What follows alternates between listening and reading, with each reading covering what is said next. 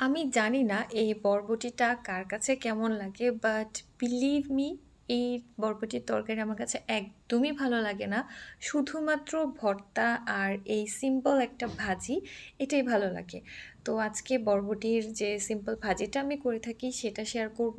খুবই সহজ, একদমই মানে ধরতে গেলে কিছুই লাগে না তেমন, বাট স্টিল এটা খেতে মজা।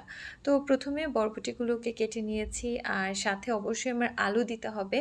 আমার কাছে কেন জানি যেকোনো ভাজির মধ্যে আলু দিলে মনে হয় ভাজির টেস্ট বেড়ে যায়। লাইক করলা ভাজির সাথে আমার আলু লাগবে, পেঁপে ভাজি করলে সেটার সাথে আলু লাগবে, পটল ভাজি করলে সেটার সাথেও আলু লাগবে।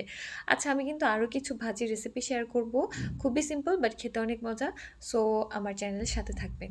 বরবটি, আলু সব কাটাকাটি ধোয়া শেষ হলে আমি প্যানের মধ্যে তেল দিয়ে নিয়েছি, আর এখন আমি ফোড়নে দিব আস্ত জিরা আর একটা শুকনো মরিচ। এই শুধুমাত্র ফোড়নের জন্য ভাজির টেস্ট কিন্তু অনেক ভালো আসে, ফ্লেভারটা অনেক ভালো আসে। এই যে একটা দুইটা ইনগ্রেডিয়েন্টস অ্যাড করে রান্নার ফ্লেভার কিন্তু চেঞ্জ করা যায়। তো রান্নার যে বেসিক স্কিল, সেটা কিন্তু এটাই, কোন ভাজির সাথে, কোন তরকারির সাথে, কোন সবজির সাথে, কিসের সাথে কোন ফোড়ন যায়, কোন মশলা যায়, কোন পরিমাণে যায়। তো এটা জানাটাই আমার কাছে মনে হয় যে কুকিংয়ের বেসিক স্কিল। তো যাই হোক, পেঁয়াজ কুচি অ্যাড করে দিয়েছি, তারপরে পেঁয়াজগুলোকে একটু ভেজে নিয়ে পছন্দের ঝাল অনুযায়ী কাঁচামরিচ কুচি অ্যাড করে দিয়েছি। তারপরে সামান্য হলুদের গুঁড়া দিয়ে একটু নাড়াচাড়া করে নিয়েছি। কোনো দিয়েছিলাম বাট সেই ক্লিপটা স্কিপ হয়ে গিয়েছে।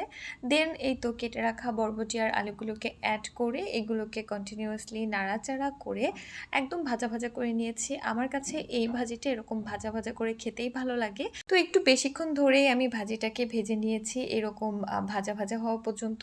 এর জন্য কিন্তু বরবটির কালারটা একটু চেঞ্জ হয়ে গিয়েছে, বাট আমার কাছে এটা ভালো লাগে।